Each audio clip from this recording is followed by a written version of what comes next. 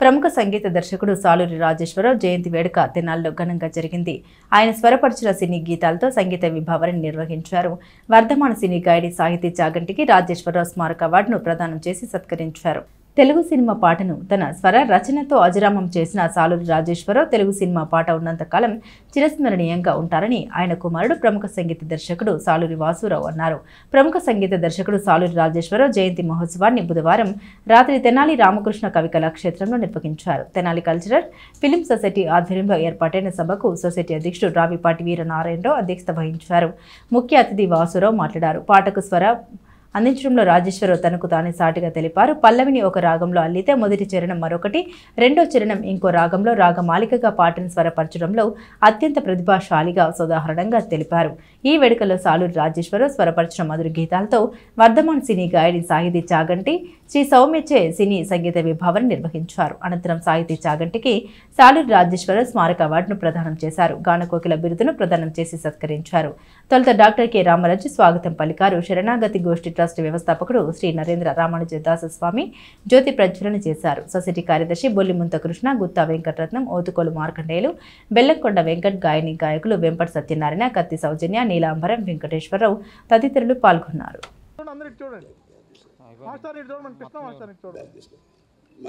మార్కండేయుడు గారి బృందం చక్కగా ఈ వస్తువులని పెట్టడం కోసం మంచి సూట్ గా పిల్లలకు ఆ ఫ్రీడమ్ ఉంటుంది, మాకున్నది ఆ ఫ్రీడమ్.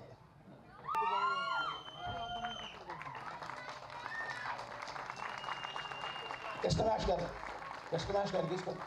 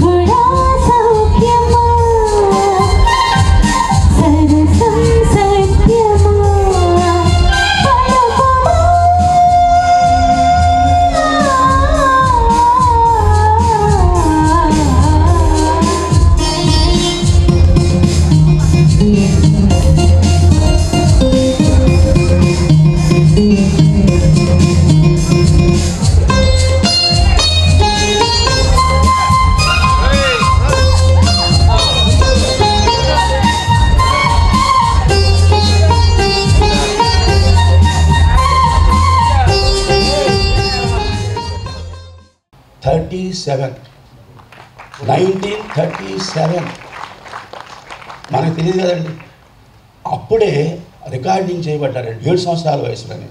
ఇంకా ఆశ్చర్యకరమైన విషయం ఏంటంటే ఆయన అక్కడ ఉన్నప్పుడు బొంబాయిలో ఉన్నప్పుడే మంచి పేరు తెచ్చుకోవడం ద్వారా చెన్నైకి రావాల్సిన అవసరం వచ్చింది. రావడంతో ఆయన పాటల్లో రాలేదండి, సంగీత దర్శకుడిగా రాలేదండి, శ్రీకృష్ణ లీలర్ అనే సినిమాలో హీరోగా వచ్చాడండి 13 సంవత్సరాల వయసులో. 13 ఇయర్స్ ఏజ్ గ్రూప్లో 13 ఇయర్స్లో హీరో ఏంటండి, శ్రీకృష్ణ లీలర్ సినిమాలో ఆయన పాత్రధారి. అంటే అప్పట్లో ఎందుకు అలా వచ్చి ఉండొచ్చు అంటే ఎవరైతే హీరోగా ఉంటారో, ఎవరైతే యాక్ట్ చేస్తారో వాళ్ళే తమ పాటలను తాము పాడుకోవాలి. ఇప్పట్లాగా బ్యాక్గ్రౌండ్ అనేటువంటిది లేదండి, బ్యాక్గ్రౌండ్ సాంగ్స్ పాడేటువంటి సౌకర్యం అప్పట్లో లేదు. ఎవరు యాక్ట్ చేస్తే వాళ్ళే పాడేసుకోవాలి ఆ సినిమాలో.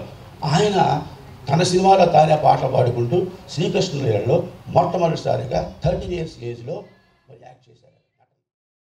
మంచి కీర్తిని, మంచి సంపదలని, ఆ సంపదలు మంచి కార్యాలకి, ధర్మ కార్యాలకి, దాన కార్యాలకి ఎంతోమందికి ఉపయోగపడేటట్లుగా వారి వారి తరాలన్నీ కూడా అలా వర్ధిల్లేటట్లుగా ఆ స్వామి ఆశీస్సులను అందజేస్తూ శ్రీ వెంకటేశ్వర స్వామి వారి యొక్కటువంటి పరిపూర్ణ మంగళాశాసనాలు తెలియజేస్తూ మా ఆచార్యులైనటువంటి శ్రీ శ్రీ శ్రీ త్రిదండి చెనజేరి స్వామి వారి యొక్కటువంటి పరిపూర్ణ మంగళాశాసనాలని అందజేస్తూ ఈ కార్యక్రమానికి రావటం అదృష్టంగా భావిస్తున్నాం.